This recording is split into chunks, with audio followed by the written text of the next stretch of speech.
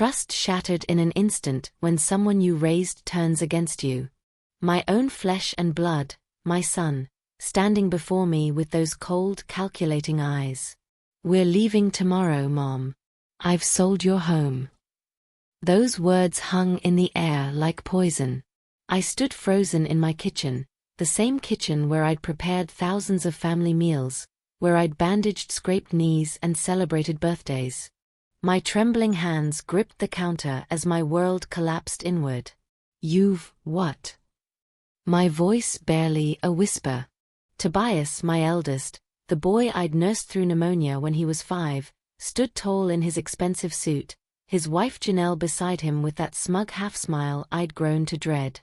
"It's for the best," he said, not meeting my eyes. "You can't manage this place anymore. The stairs, the yard, it's too much for someone your age."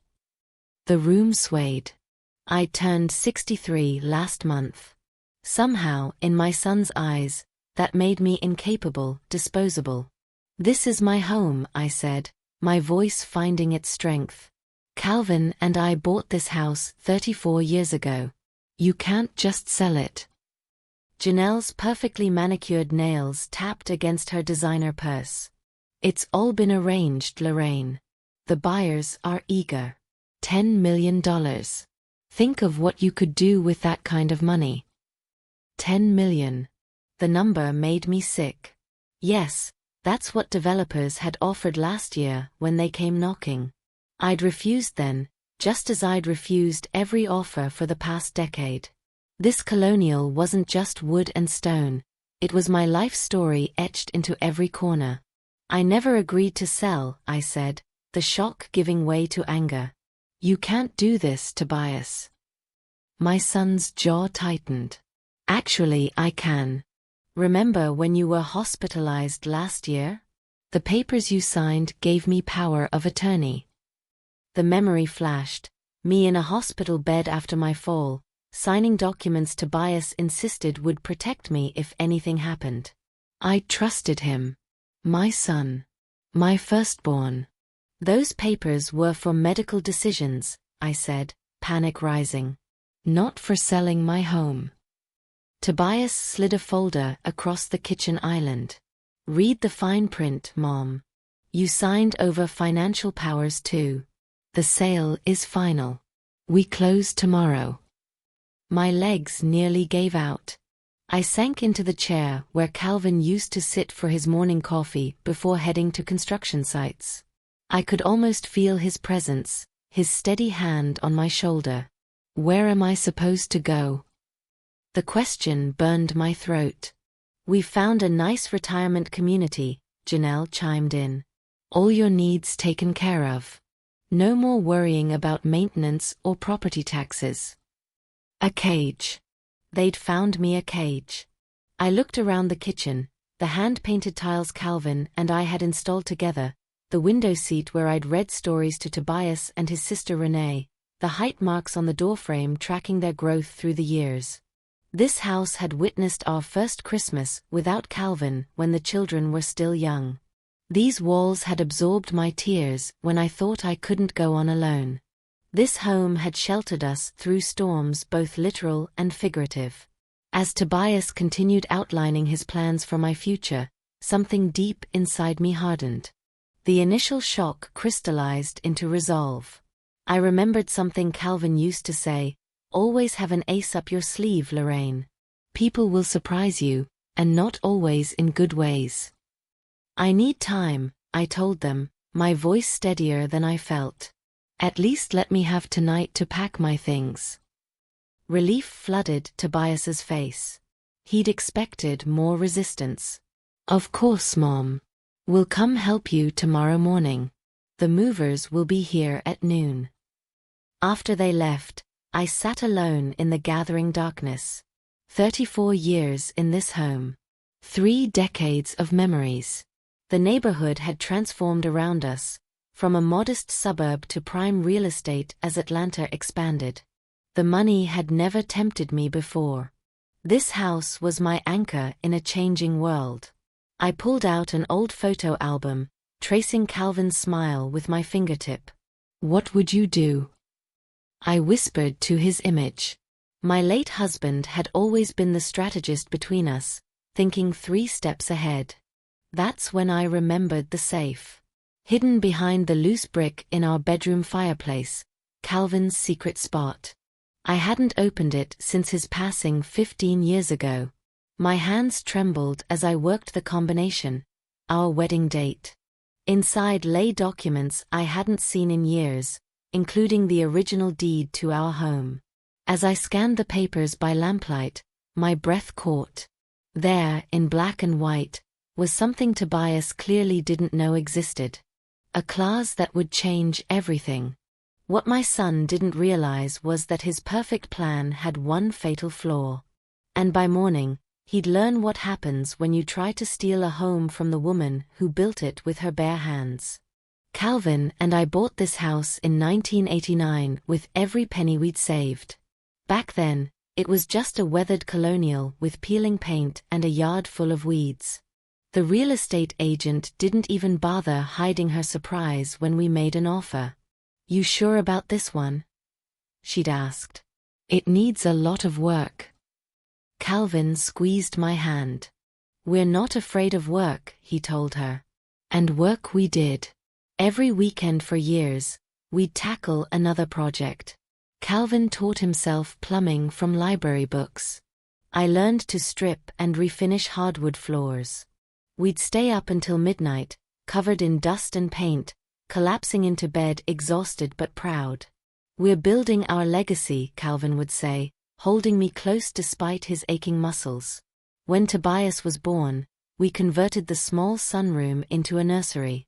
I can still see Calvin painting clouds on the ceiling, his forehead wrinkled in concentration. 2 years later, Renee joined our family. Our home grew fuller, louder, warmer. Those early years blur together in my memory. A montage of first steps on the creaky hallway floors, birthday parties in the backyard, homework spread across the dining table. We weren't rich by any measure, but we were happy. Then came the rain-soaked Tuesday when everything changed. Calvin left for a construction site and never came home. A scaffolding collapse. Instantaneous, they said, as if that should comfort me. I was 38 with 2 heartbroken children and a mortgage I couldn't afford on my nurse's salary alone. Friends suggested selling. Start fresh somewhere smaller, they advised. But this house held Calvin in every corner. His laugh echoed in the hallways. His handprints were quite literally in the concrete of our back patio. I couldn't leave. So I worked doubles at the hospital. I learned to fix leaky faucets and patch roof shingles. I finished the attic renovation Calvin had started, turning it into an apartment I could rent out for extra income. Meanwhile, Atlanta grew around us. What had been a modest suburb transformed into a sought-after neighborhood. Glass skyscrapers appeared on the horizon. New cafes and boutiques replaced the old corner stores. The first offer came when Tobias was in college. A developer wanting to build luxury condos. The number made me gasp, $2 million. I declined without hesitation. By the time Renee finished graduate school, similar homes on our street were selling for $5 million.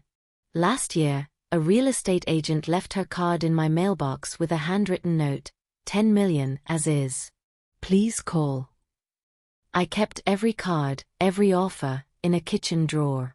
Not out of temptation, but as evidence of what Calvin and I had built together. Tobias saw it differently. "Mom, you're sitting on a gold mine," he'd say during his increasingly rare visits. "You could be living in luxury instead of patching that old roof again."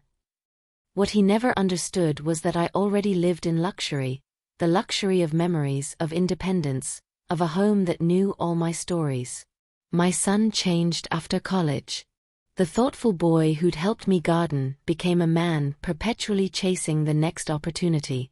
His business ventures followed a pattern: initial excitement, promises of imminent success, then inevitable collapse. The first time he came to me for money, it was for a tech startup. "It's the next big thing, Mom. I just need capital to get it off the ground." I remortgaged the house to give him $50,000. 6 months later, the company dissolved. He never mentioned it again. Then came the restaurant that failed, the import business that hemorrhaged money, the real estate flip that flopped. Each time, he'd appear at my door with desperation in his eyes and promises on his lips. This is the last time, he'd swear, hand over his heart. Things are different now. And each time, I believed him. Or pretended to. What mother doesn't want to believe in her child's redemption? Renee was different, steady, reliable. She became a teacher, married a kind man, had 2 beautiful daughters. She'd call me daily, bring the girls over for Sunday dinners. "You're our rock, Mom," she'd say. But lately, something had shifted in her too. Her calls became less frequent. Her excuses more common. When she did visit, she'd eye the house with a calculating gaze I recognized from her brother. The night before Tobias's announcement, I dreamed of Calvin. In the dream, he stood in our bedroom, opening the old safe behind the fireplace. "Check the papers, Lorraine," he said, his voice as clear as if he were really there. "Read everything twice." I woke with tears on my cheeks and a feeling of unease I couldn't shake. Now, sitting with Calvin's deed in my lap, that dream took on new significance. Had some part of me sensed what was coming? Had I noticed small details? Hushed phone calls between my children, meaningful glances, sudden questions about my financial arrangements, without consciously registering their importance? I flipped through more documents in the safe, finding insurance policies, Calvin's will, and correspondence with lawyers from years ago. The growing suspicion in my gut told me I needed to read every word before morning came. Something wasn't right about Tobias's power of attorney claim. And I intended to find out what. Sleep never came. By dawn, my kitchen table was covered with papers, bank statements, insurance documents, the power of attorney forms Tobias had mentioned. He was right about one thing, I had signed them. During my hospitalization for pneumonia last year, he'd brought a stack of documents to my hospital bed. "Just precautionary," he'd assured me, offering a pen. "In case decisions need to be made while you're recovering." I remembered feeling grateful then, touched by his concern. Now that gratitude curdled into anger as I read the fine print.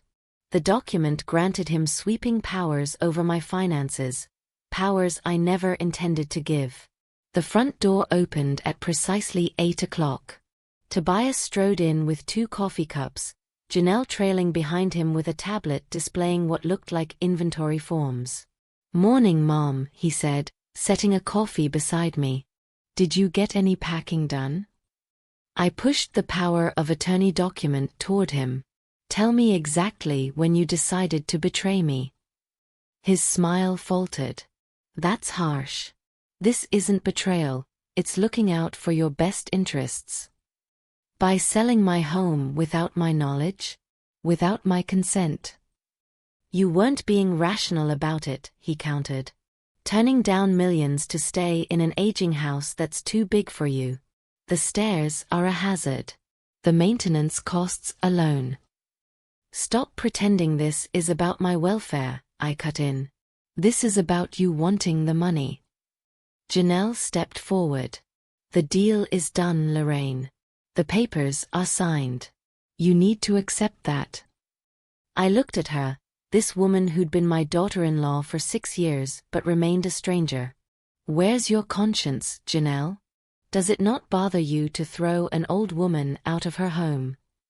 She didn't flinch. "You'll be taken care of. We've arranged everything." My phone rang, Renee's ringtone. I answered on speaker. "Mom." Her voice sounded strained. "Tobias said you're being difficult about the move." The final blow. My daughter knew. My daughter approved. "You knew about this?" I whispered. Silence stretched between us. Then, "It's for the best, Mom. You know it is."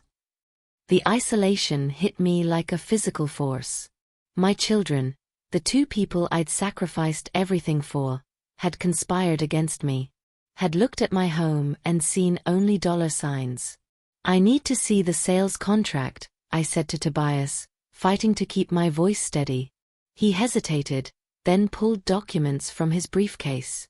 As I scanned the pages, my nursing training kicked in, the ability to stay calm in crisis, to think clearly when others panic. "The closing isn't until tomorrow afternoon," I noted. "The money hasn't changed hands yet." Something flickered across Tobias's face. Annoyance? Concern? "It's a formality," he said. "The buyers have already signed." I stood up slowly. "I need some time alone to process this." Janelle checked her watch. "The movers will be here in 3 hours. "And I'll be ready," I lied. "Just give me this time." After they left, reluctantly, with promises to return soon, I moved quickly to the bedroom. The safe behind the fireplace still stood open from the night before. I pulled out every document, spreading them on the bed where Calvin and I had slept for decades. Birth certificates, tax returns, insurance policies. And there at the bottom, a sealed envelope I'd never opened. It was addressed to me in Calvin's handwriting, "For Lorraine, open only in emergency." My hands trembled as I broke the seal. Inside was a letter and a legal document dated just weeks before his death. "My dearest Lorraine," Calvin's letter began. "If you're reading this, you're facing something serious without me by your side. I've always worried about leaving you alone to raise our children, especially Tobias. He has my ambition but lacks my patience. I fear he might one day see our home as nothing but a payday." The letter continued, but my eyes jumped to the attached document, an amendment to our deed filed quietly with the county. Calvin had created a trust. The house wasn't solely in my name as I'd always believed. It was held in a trust with a specific stipulation: it couldn't be sold without the approval of the trustee. And the trustee wasn't Tobias or Renee. It was Calvin's brother, Leonard. My hands shook as I dialed Leonard's number. We'd drifted apart after Calvin died, my fault as much as his. The grief had been too raw, the reminders too painful. "Lorraine." His voice carried the same deep timbre as Calvin's. "It's been years." "Leonard," I said, struggling to steady my voice. "Did you know about the trust? About the house?" A long pause. "Calvin made me promise not to mention it unless absolutely necessary. He didn't want to worry you." The revelation hit me in waves. Calvin had anticipated this. Had seen in our son what I'd been too blind to acknowledge. "Tobias has sold the house," I told him.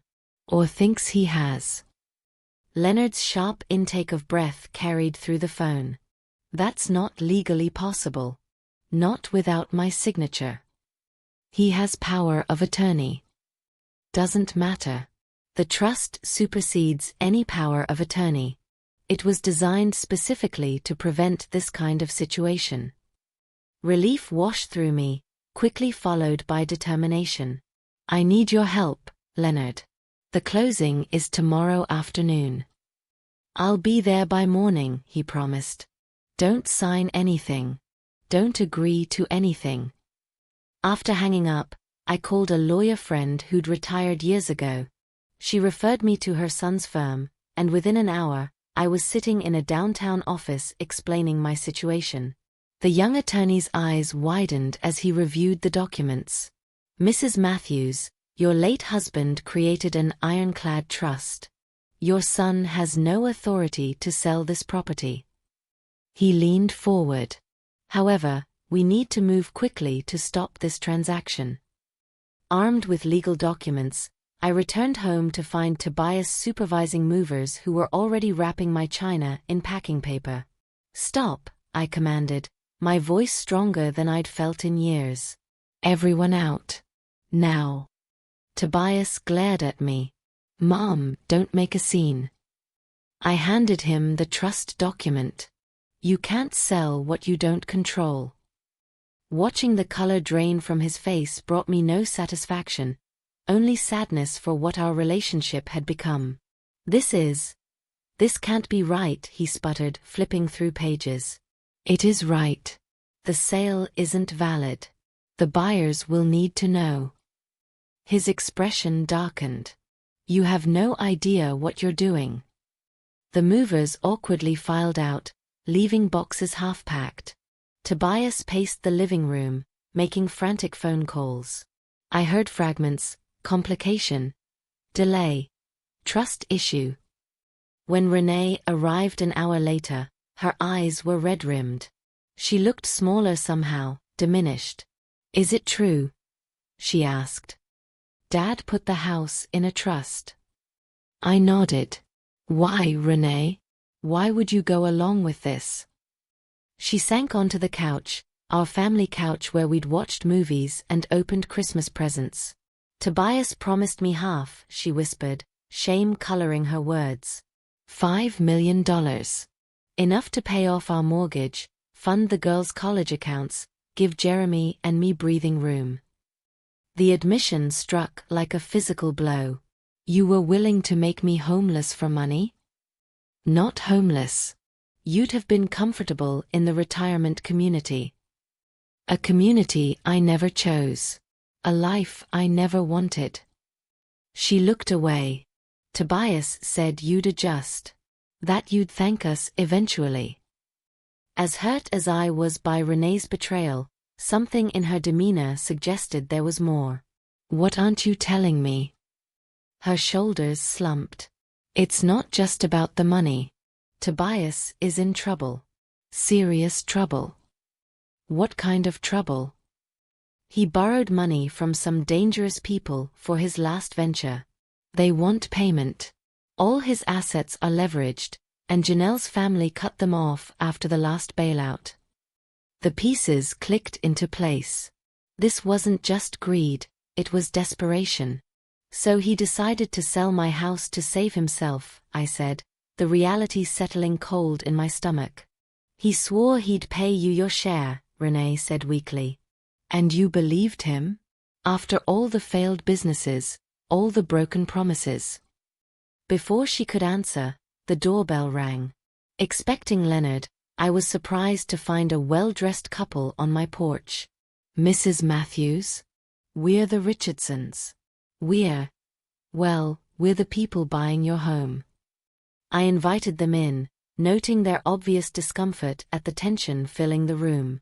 When I explained the situation, showing them the trust documents my lawyer had verified, their disappointment was palpable. We were told everything was in order, Mr. Richardson said, shooting an accusatory glance at Tobias. I'm very sorry you were misled, I told them sincerely. After they left, Tobias's composure finally shattered. You have no idea what you've done, he hissed. These aren't people you mess with. What people, Tobias? Who exactly did you borrow money from? He didn't answer, but the fear in his eyes told me everything. My son had entangled himself with people who didn't forgive debts. That evening, after everyone had gone, I sat alone in my kitchen. The house felt different, tainted by the knowledge that my children had tried to steal it from under me.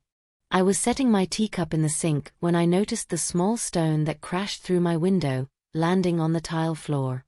Wrapped around it was a note with 5 words that turned my blood cold. Pay the debt. Or else. I didn't sleep that night. Every creak, every shadow made my heart race. I kept the kitchen lights on and Calvin's old baseball bat beside me on the couch. The threat felt as tangible as the stone that had delivered it. Leonard arrived at sunrise, his truck pulling into my driveway as the first golden rays broke through the trees. The resemblance to Calvin hit me all over again, the same steady gait, the same thoughtful eyes. When he hugged me, I nearly broke down. You look tired, Lorraine, he said, setting his overnight bag by the door. I haven't slept, I admitted, showing him the note. His expression hardened. Have you called the police? Not yet. I wanted to understand exactly what we're dealing with first. We spread the documents across the kitchen table. The trust paperwork, the power of attorney Tobias had tricked me into signing, the fraudulent sale agreement. Leonard had brought his own folder containing the original trust documents Calvin had filed with him. Calvin never told me the details, I said quietly. Just that he'd taken care of things if anything happened to him. Leonard nodded. My brother knew Tobias better than you wanted to admit. He saw the path he was heading down even back then. The truth stung, but I couldn't deny it. I enabled him, didn't I? Every time I bailed him out. You were being a mother, Leonard said gently. Calvin just wanted to make sure your generosity didn't leave you homeless one day. By 9, we were sitting in the office of Patricia Winters, the attorney I'd consulted the day before. She reviewed everything, her expression growing increasingly confident. The trust is ironclad, she confirmed. Your son had no legal right to sell this property, power of attorney notwithstanding. The trust specifically prevents sale without the trustee's approval. What about the threats? Leonard asked. Patricia's expression darkened. That's a police matter. We need to file a report immediately. We left her office with a stack of certified legal documents and a plan. While Leonard made calls to secure the house, I visited the police station to file reports. One for the fraudulent sale attempt, another for the threat. The young officer taking my statement looked concerned. Do you know who might have sent this threat, Mrs. Matthews? My son borrowed money from people, I said, the words painful to speak aloud. I don't know who exactly. Has your son been in trouble before? I thought of all the times I'd covered for Tobias, made excuses, paid his debts. Yes, I admitted. But nothing like this. When I returned home, I found Leonard supervising a locksmith. Changing all the locks, he explained. And I've called a security company. They'll be here this afternoon to install cameras. For the first time in 2 days, I felt a glimmer of hope. I wasn't alone in this fight. That feeling evaporated when Tobias's car screeched into the driveway. He stormed up the walkway, face contorted with rage. What have you done? He shouted, not bothering with a greeting. The buyers pulled out completely. The deal is dead. Good, Leonard said, stepping between us. Since it was fraudulent to begin with. Tobias faltered, recognizing his uncle. This isn't your business. Actually, it is. I'm the trustee of this house. The color drained from Tobias's face. You don't understand what's at stake. Then explain it, I said. Tell us the truth, Tobias. Who are these people threatening me? How much do you owe them? He ran his hands through his hair, a gesture so reminiscent of Calvin that my heart ached despite everything. $700,000. The number hung in the air between us. For what? I asked. Investment capital for the tech startup. It didn't pan out. Like every other venture you've chased, I said quietly. His expression hardened. Not all of us want to live in the past, Mom. Some of us are trying to build something. By stealing from your mother? I was going to pay you your share. Like you repaid all those other loans? Leonard cut in. Lorraine has shown me the records. $200,000 for the restaurant. $80,000 for the house flip. None of it ever repaid. Tobias looked cornered. This is different. These people, they won't just take no for an answer. So you decided to make it my problem? To sell my home from under me? He had no answer for that. As the locksmith finished, I handed Tobias a single key. This is for emergencies only. The security system will be armed at all times. If you try to bring anyone here, if you threaten me again, I'll call the police. You're making a terrible mistake, he said, his voice low. These aren't people you can hold off with cameras and locked doors. Is that a threat? Leonard asked. Tobias backed toward his car. It's a warning. This isn't over. As we watched him drive away, Leonard squeezed my shoulder. We'll get through this, Lorraine. But the chill that settled over me wouldn't lift. Because for the first time in my life, I was truly afraid of my own son. Word travels fast in neighborhoods where people have lived for decades. By the next morning, Mrs. Abernathy from across the street was on my porch with a casserole. Mr. Wilson, who'd been our mailman until his retirement 5 years ago, stopped by to check my locks. Heard there might be trouble, he said simply. I hadn't realized how isolated I'd become, focusing so much on my children that I'd let other connections fade. Now these people, friends, neighbors, acquaintances, formed a protective circle around me. Elaine from my old nursing unit organized a phone tree. Someone checks in every few hours, she explained. If you don't answer, we call the police. Leonard extended his stay, sleeping on the couch despite my protests that he take the guest room. I promised Calvin I'd look out for you, he said. I'm not leaving until this is resolved. The security company installed cameras with motion sensors and a monitoring service. The technician showed me how to use the panic button on my phone. Direct line to emergency services, he explained. For 3 days, we lived in this strange new normal. I jumped at every sound. Constantly checked the security app on my phone. But no threats came. Then Renee arrived, alone and looking exhausted. Can we talk? She asked, her voice small. I led her to the kitchen, the heart of our home, where we'd always had our most important conversations. Tobias is desperate, she began. These people have threatened him. Threatened Janelle. And so he decided to threaten me instead? I couldn't keep the bitterness from my voice. I'm not defending what he did, she said quickly. It was wrong. All of it. Yet you went along with it. She stared into her coffee cup. I was selfish. The money. It would have solved everything for us. Jeremy's business is struggling. The girls need braces. College looming. She looked up, tears in her eyes. But I never wanted to hurt you, Mom. I swear. I wanted to believe her. This daughter who'd called me daily for years, who'd brought her children over every Sunday.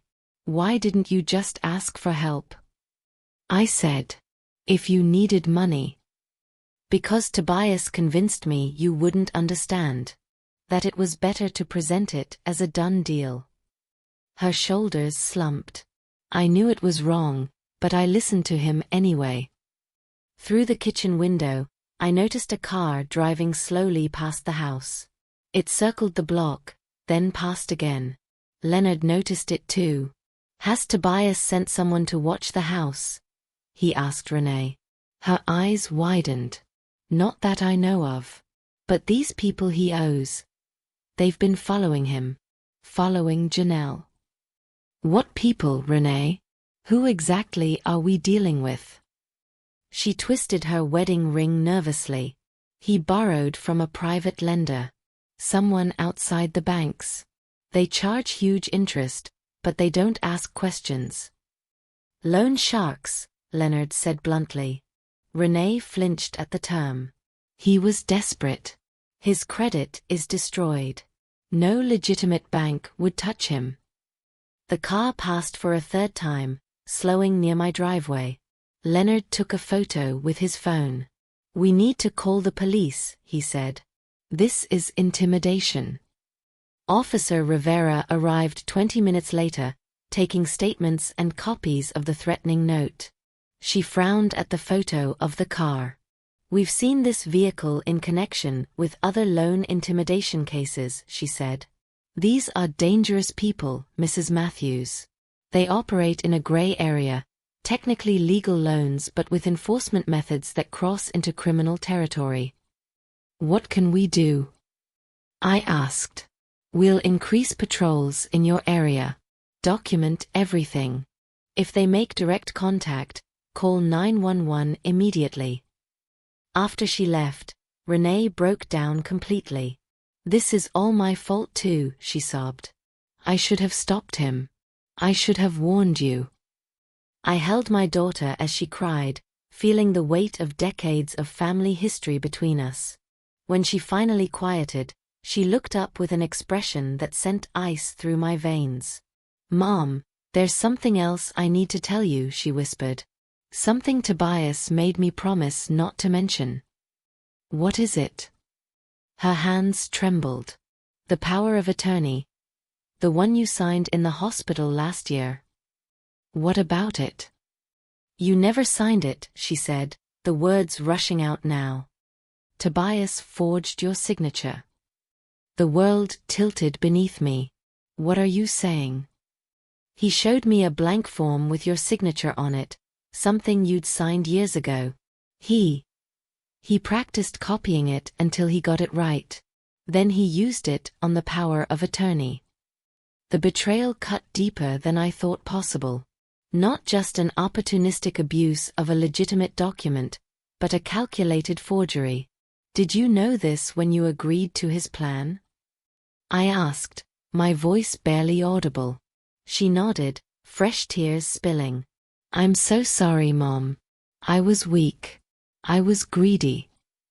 As this new reality settled over me, one thing became crystal clear. This wasn't just a family dispute anymore. My son had committed fraud.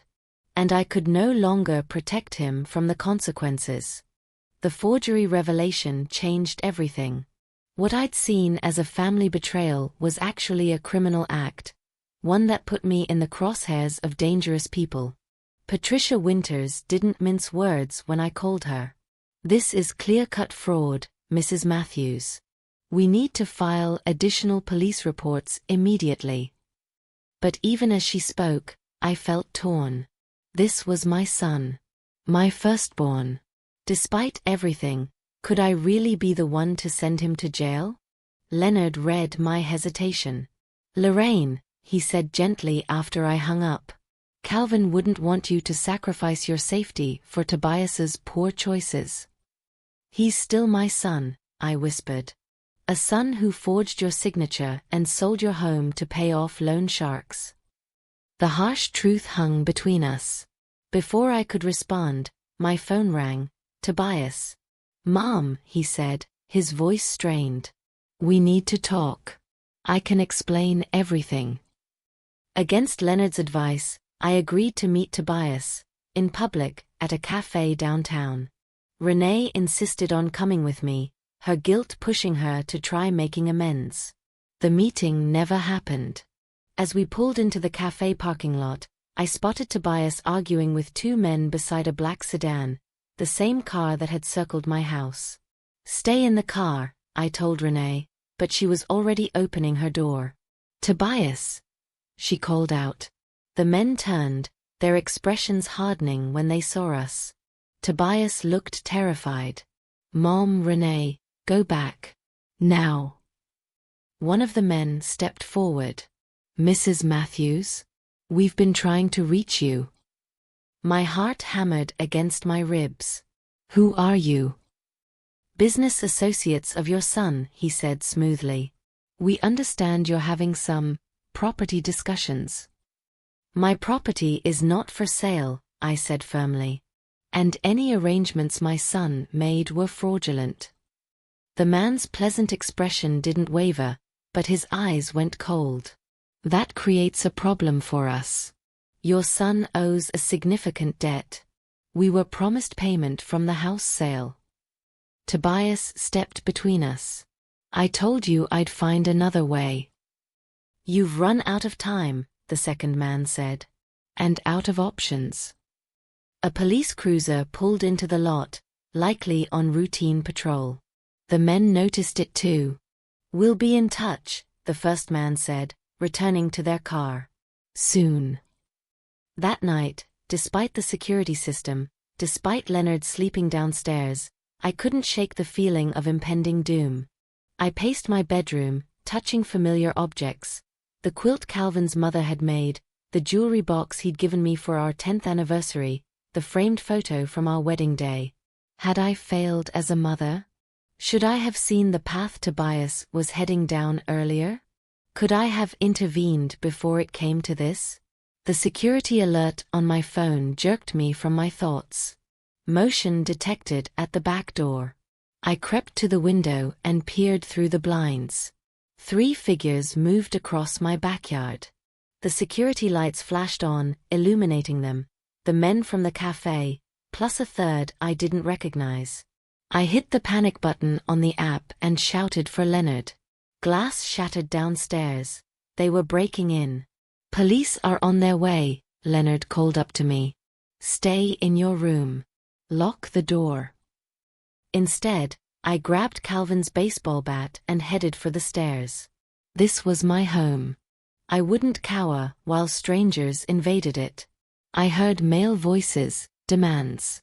Where's the old lady keep her valuables? Jewelry? Cash? They thought I was wealthy because the house was valuable. They didn't understand that all my wealth was in these walls, these memories. Leonard had positioned himself at the bottom of the stairs. The police are coming, he warned them. You need to leave now. One of the men laughed. We'll be quick. I stepped into view. Get out of my house. They looked up, surprised to see an old woman with a baseball bat rather than a cowering victim. Mrs. Matthews, the leader said smoothly. We're just here to collect what we're owed. You're owed nothing from me, I replied, my voice steadier than I felt. My son's debts are his own. Not anymore. He gestured around the house. Nice place. Should cover what he owes with interest. Police sirens wailed in the distance. The men exchanged glances. This isn't over, the leader said, backing toward the broken door.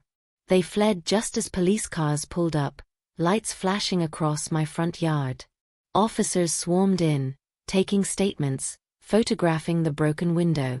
In the chaos, I found myself sitting on my couch, staring at the family photos on my wall. Young Tobias grinning with his first bicycle. Renee in her graduation cap. Our family whole happy. Where had it all gone wrong? Officer Rivera sat beside me. Mrs. Matthews, this has escalated beyond harassment. These men broke into your home. We need to take action now. What kind of action? We need to arrest your son, she said gently. The forgery, the fraudulent sale attempt, his connection to these men, it's enough for multiple charges. The words I'd been dreading. Yet sitting there in my violated home, I felt something shift inside me. For decades, I'd protected Tobias from consequences. I'd made excuses, covered his debts, smoothed his path. And where had it led? To men breaking into my home in the middle of the night. Do what you need to do, I told Officer Rivera, my voice barely above a whisper. As she made the call, I felt a strange mixture of heartbreak and relief. For the first time in my son's life, I was letting him face the consequences of his actions. It was the hardest thing I'd ever done. And yet, somehow, I knew it was long overdue. They arrested Tobias at his home the following morning. Officer Rivera called to inform me, her voice gentle but professional. He surrendered without incident, Mrs. Matthews. He's being processed now. The words should have brought relief. Instead, they left me hollow. I pictured my son, the boy who once brought me wildflowers from the yard, who slept with his stuffed dinosaur until he was 12, in handcuffs, being led to a police car. What happens now? I asked. He'll be arraigned today. The charges are serious: forgery, fraud, conspiracy. Given the break-in, the prosecutor may add additional charges related to the loan sharks. I thanked her and hung up, sinking into Calvin's old armchair. Leonard brought me tea, his presence a silent comfort. You did the right thing, Lorraine. Did I? Then why does it feel like I've failed him completely? He sat across from me. Tobias made his choices. Over and over again. You're not responsible for that. Renee arrived an hour later, her face pale and drawn. I just heard, she said. They've arrested him. I nodded, unable to find words. She paced the living room, agitated. We have to help him. He's family. How many times have we helped him, Renee? How many times have we covered for him, paid his debts, cleaned up his messes? This is different. This is prison we're talking about. And what about the men who broke into my home? Who threatened me? Who might have hurt or killed us if the police hadn't arrived? She stopped pacing. That's not Tobias's fault. It is entirely his fault, I said, my voice rising despite myself. His debts. His forgery. His desperation bringing dangerous people to my doorstep. So you're just going to abandon him? Your own son? The accusation stung. I'm not abandoning him. I'm letting him face consequences. There's a difference. Her expression hardened. You have to choose, Mom.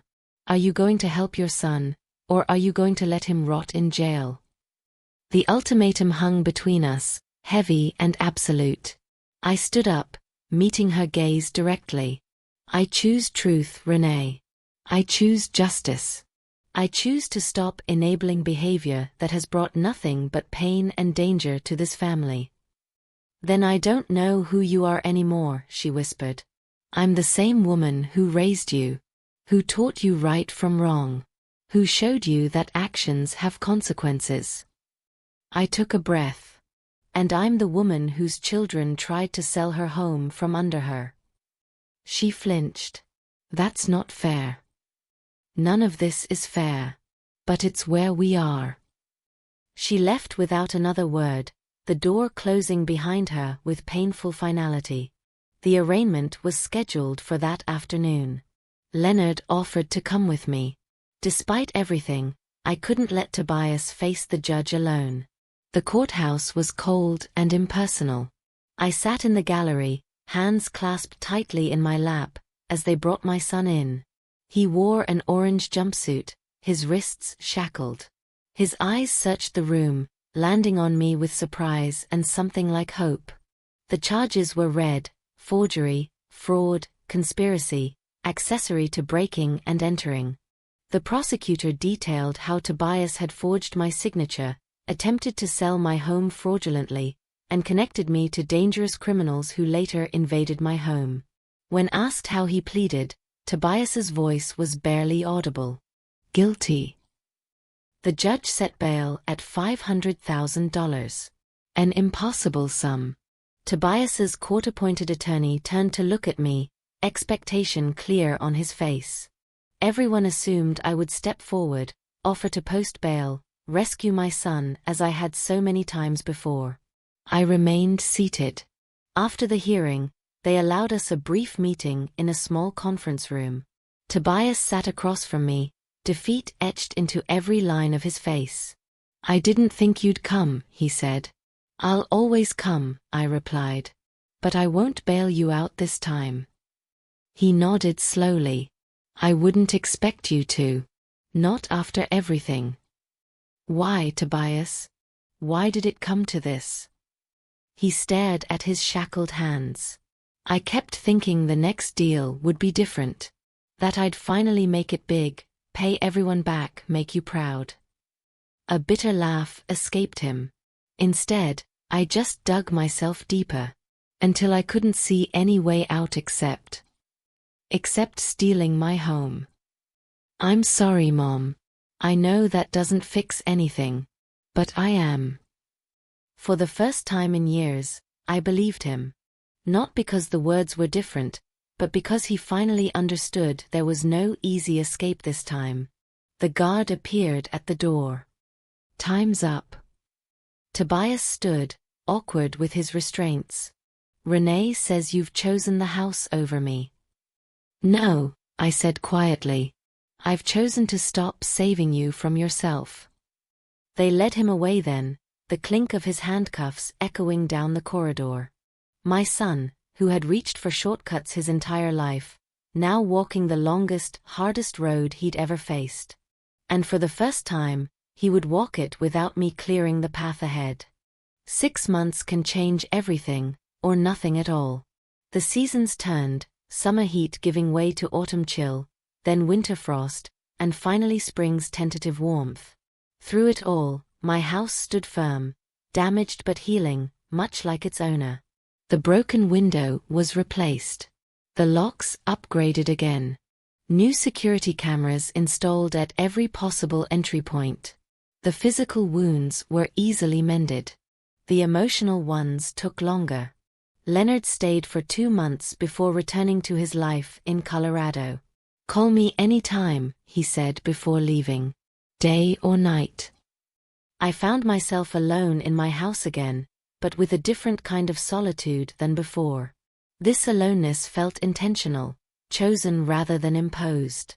I rediscovered old hobbies, gardening, painting, volunteering at the hospital where I'd once worked. I made new friendships and rekindled old ones. Most importantly, I reclaimed my space. Every room that had felt tainted by betrayal, I cleansed with new memories. I hosted a book club in the living room where Tobias had announced the fraudulent sale. I turned the guest room where Renee had stayed into a home office for my volunteer coordination. Tobias's case moved through the legal system with grinding slowness. He remained in county jail, awaiting sentencing.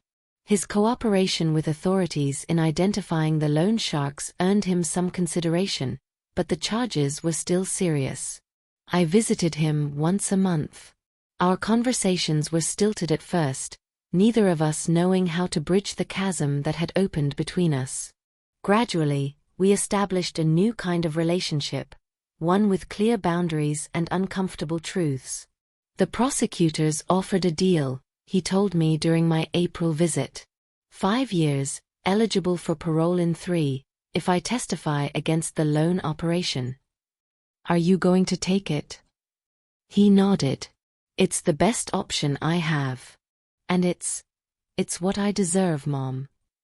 Those words, simple as they were, represented the first real change I'd seen in my son in decades. An acceptance of consequences rather than a search for escape routes. Renee was a more complicated story. After our confrontation, she disappeared from my life entirely. No calls, no visits. Her absence carved a painful hollow in my days. Then, 3 months after Tobias's arrest, a letter arrived. Handwritten, tear-stained in places. Mom, it began. I don't know how to apologize for what I've done. The choices I made, the trust one broke. I've been too ashamed to face you. She wrote of regret, of soul-searching, of how she'd explained to her daughters that sometimes adults make terrible mistakes. She didn't ask for forgiveness, not yet, but she opened the door to possibility. I wrote back the same day. Our correspondence became weekly, then twice weekly. We rebuilt our relationship 1 letter at a time, each page a small act of restoration. In May, she asked if she could visit. When she arrived, she stood uncertainly on my porch, the daughter who had once run into my arms without hesitation, now unsure of her welcome. I pulled her into an embrace, feeling her shoulders shake with silent sobs. I'm so sorry, Mom, she whispered against my shoulder. I know, I told her. I know you are. We sat in the garden Calvin had planted decades ago, now blooming with spring flowers. Her girls would come next weekend, she said. If that was okay with me. This is their home too, I told her. It always has been. As we talked, I realized something had shifted in Renee too. The resentment she'd harbored, the comparison to her brother, it had faded. In its place was a new maturity, a woman who had faced her worst self and chosen to be better. The question of Tobias loomed between us, unspoken until sunset painted the sky in shades of gold and pink. "Will you ever truly forgive him?" she finally asked. I considered the letter that had arrived that morning, from the prison chaplain, informing me that Tobias had requested I attend his sentencing hearing next week. He wanted to publicly apologize to me before receiving his punishment. "Forgiveness isn't a single moment," I said slowly. "It's a process. A choice you make every day." "Will you go to the sentencing?" I touched the weathered porch rail, feeling the grain of wood beneath my fingertips. Calvin had sanded this railing by hand, determined to get it just right. "Yes," I decided. "I'll go." What I didn't tell Renee was the other letter that had arrived alongside the chaplain's, from Tobias himself. In it, he'd asked the hardest question of all: would I visit him regularly once he began his sentence? Would I help him become the man he should have been all along? As the sun dipped below the horizon, I knew I faced a choice as momentous as any in this long, painful journey. Could I open my heart again to the son who had tried to take everything from me? 1 year later, my home buzzes with life again. The dining room table that witnessed so many family dinners now hosts new guests. My book club friends, neighbors who stood by me, Leonard and his wife visiting from Colorado. Even Renee and her family, the girls taller now, racing through the hallways with the abandon of children who feel secure. Sunlight streams through windows that once admitted threats. The garden Calvin planted blooms vibrant and wild. This house has witnessed our family's darkest moment and survived, transformed but standing. Tobias is serving his 3rd year. I visit monthly, watching a slow metamorphosis in my son. Behind prison walls, stripped of shortcuts and schemes, he's found something he spent his whole life chasing: purpose. He teaches business classes to fellow inmates, showing them where the quick money paths lead. "I understand now what Dad tried to teach me," he told me last week. "The value isn't in the destination, but in the journey itself." Some wounds heal completely. Others leave scars that remind us of our vulnerability. My relationship with my children will always bear the marks of what happened, but those scars have brought wisdom I might never have found otherwise. I've learned that love without boundaries isn't love at all, it's abdication. Each time I bailed Tobias out, each time I shielded him from consequences, I wasn't loving him better, I was loving him less. True love means allowing those we care for to experience the full range of their choices, even the painful ones. I've learned that a home isn't simply walls and foundations and market value. My house couldn't be sold for any price because its true worth was never in its structure but in the memories it contains, the growth it witnessed, the shelter it provided through life's storms. Most importantly, I've learned that it's never too late to reclaim your power, to stand firm in your truth, to rebuild what betrayal has damaged. As we gather around my table, sharing a meal prepared with love, I look at the faces illuminated by candles and think how differently this story could have ended, with loneliness, with bitterness, with loss. Instead, here we are. Wounded but healing. Separated but connecting. Broken but mending. Life gives us second chances if we're brave enough to take them. I wonder where you're watching from today. What home shelters you as you listen to my story? Have you ever had to choose between enabling someone you love and letting them face consequences? If this story touched something in you, I'd love to hear your thoughts in the comments below. Let me know which city you're listening from. It always amazes me how our stories connect us across distances. Before you go, I have 2 more life stories that I highly recommend if this one resonated with you. And if you'd like to support more stories like this one, consider sending a super thanks. Until next time, remember, a house built with love can never truly be sold. Its value lives in your heart, not on paper. With love and respect, this is Lorraine Matthews, signing off from the home that couldn't be taken from me.